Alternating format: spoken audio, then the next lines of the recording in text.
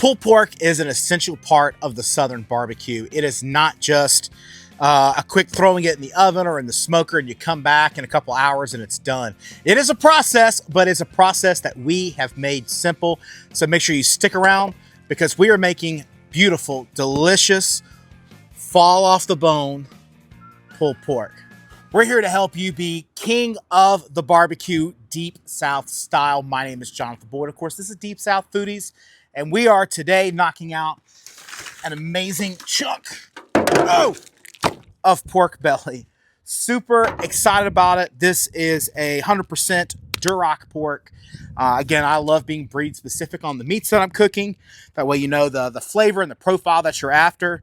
This is amazing product and I'm really excited about it. So let's get right into it. We're gonna make a couple different flavors today. But for this one, we're gonna go old school traditional. And I am super traditional when it comes to how I do my pork butts. So first things first, let's get a pork butt out of here.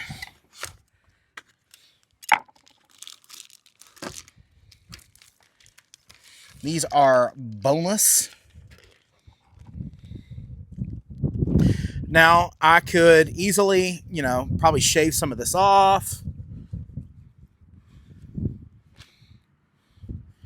If you think you got too much, I don't typically like to do that. I kind of tend to let it cook in there. For me, I like the fat. The fat's going to kind of render off. It's going to kind of base this, especially once we go to wrap it. So it's not a bad thing to have fat. What I am going to do, though, is just kind of score it across the top.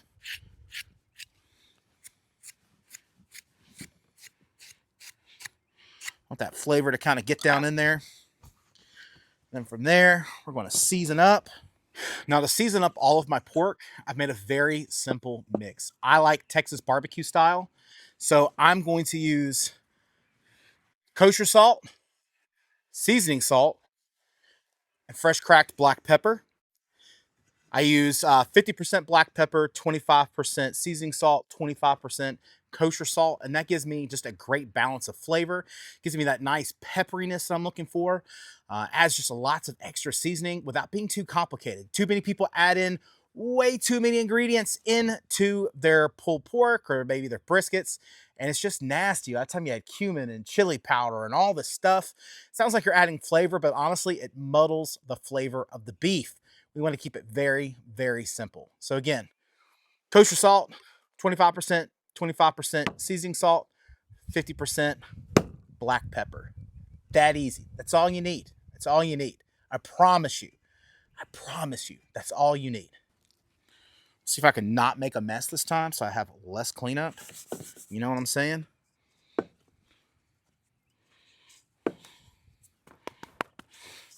Again, be aggressive with it. Most people, again, this got to flavor up this whole thing.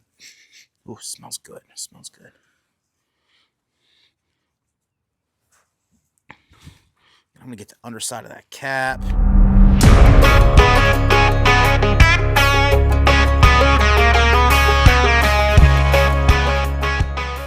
Now, you could use a binder. I know mustard's one of those top things. I've seen people use mayo. It's not really my vibe. But, if you feel like you need a binder, that's fine. Typically, I find that I don't really need a binder. It's got a lot of fat content to these, so it sticks really well to it.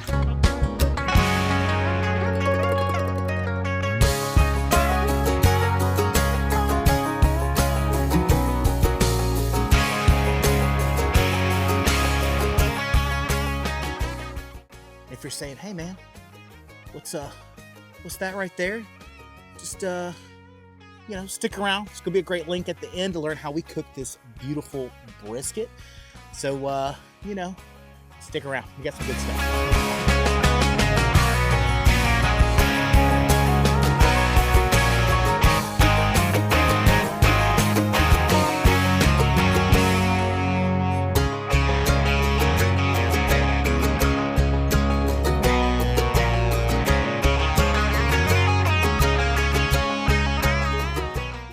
Setting and ready to go. So we have spritzed them up. They're ready to go.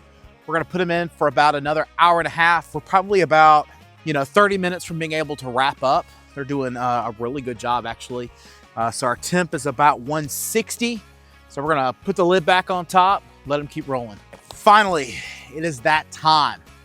It is one of the most important times of the barbecue. One of the things that I failed to do when I was kind of getting into smoking meats, and that's wrapping the meat. So we've got, again, our 2 pork butts that are Texas style. We got one that is Cajun style with some Zatarain's crab boil. So we're gonna pull these out, wrap these up in foil and sit them back in here until we get an internal temperature of 250. When these bad boys hit 250, they will just shred down. There's no need for a fork. I mean, you can, if you have bone in, they'll even, the bone will literally pull right out. That's what we're looking for. So 200 degrees, we wrap, and we do that all the way up till 250 degrees. If you leave it unwrapped, what it ultimately ends up happening is one, you get too much smoke flavor. I think there is a certain point where it's time to cut it off because it can get bitter. Number 2, we have what's called the stall. The stall is essentially the meat is going to get to a certain point to 200 degrees, and then it struggles to get to that 250. By wrapping it, we're going to be able to encapsulate all of that heat and energy and be able to force it over that hump to get it to the temperature that we want. And then number 3, most people, when they leave it on here, it gets super dry, super dry. And 4th thing, and I feel like this should be common sense, but if you're not careful and you do just like go hardcore on, you smoke this, when you go to lift this thing, it's going to completely fall apart and go down into the, it's going to go down into our wood down there, and that is not going to be good. What I do like though, I wish this was a smell that you can get. What's great is like all these little fats is like, it's going down into the wood drippings down below, and man, it just makes just this amazing aroma, and all that's getting up on the meat and getting encapsulated in what we're doing. So this is spot on so far, and I'm really excited about it. So let's get them out. We're gonna get them wrapped. So what we're gonna do is preset our tin foil up. We're gonna have to do this in layers. Use my knife steel to hold it down. We have a little bit of a breeze today, so I don't want to tempt fate too much.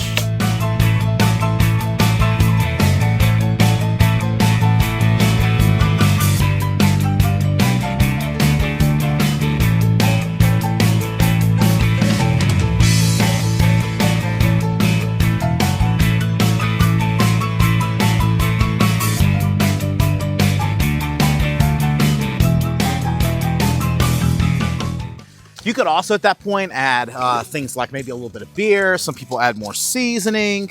It's kind of your last moment to kind of inject some flavor. So again, having some smoked tallow that I have left over from all the trimmings and stuff is a perfect addition to these to get them to the flavor profile that I want. As that little extra notch of fat. Fat equals flavor. You know, we kind of look at fat as if it's this big negative thing. But fat is the mother of all flavor. I mean, our brains chemically desire fat. Fat is good. Fat es bueno. Muy bueno. Muy bueno. Muy bueno.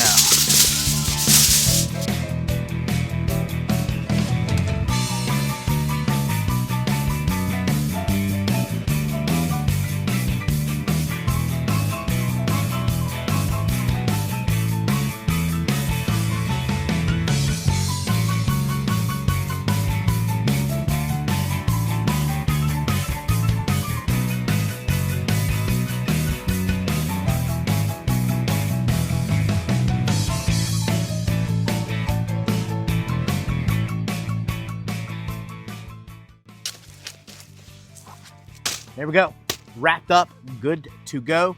Again, we're gonna pop these back in here. We're gonna draw up our probe in through, and then ride it out till 250 degrees, man. It's that simple. Barbecue does not have to be complicated. We've had a great day out here hanging out, spending time with the dogs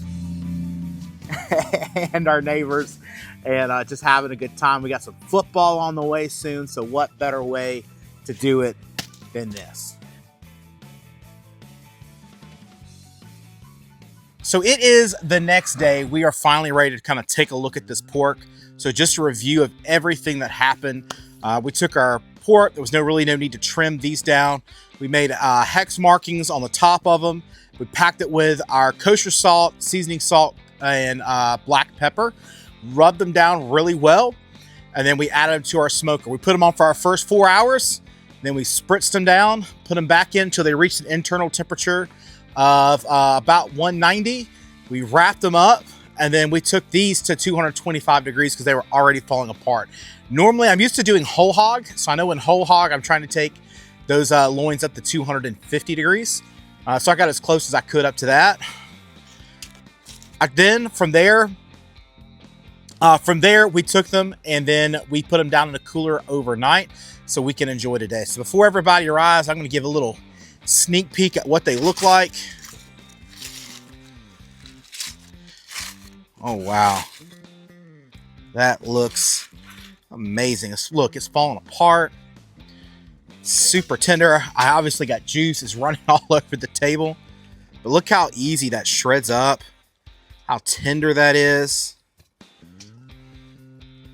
That is amazing. That lard that we added in whenever we went to go wrap them up. Remember, we wrapped them up in, wow, that just falls apart. Look how easily that's falling apart. Man, that looks delicious. It is super, super juicy. Remember, we added some of our tallow, so from trimmings from some of our other meats that we were cooking today. And we poured that tallow back over the top of this pulled pork. I mean, just look at it. I can just... That's what pulled pork is supposed to do. Now that we got all this, we got to do the tough duty of trying a piece. So we're going to find a piece here on the edge. I don't want to be digging my fingers around in it.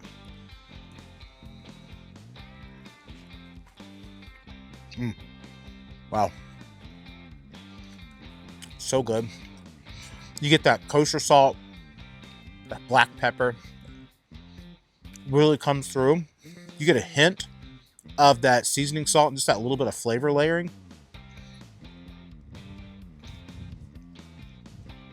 That, my friends,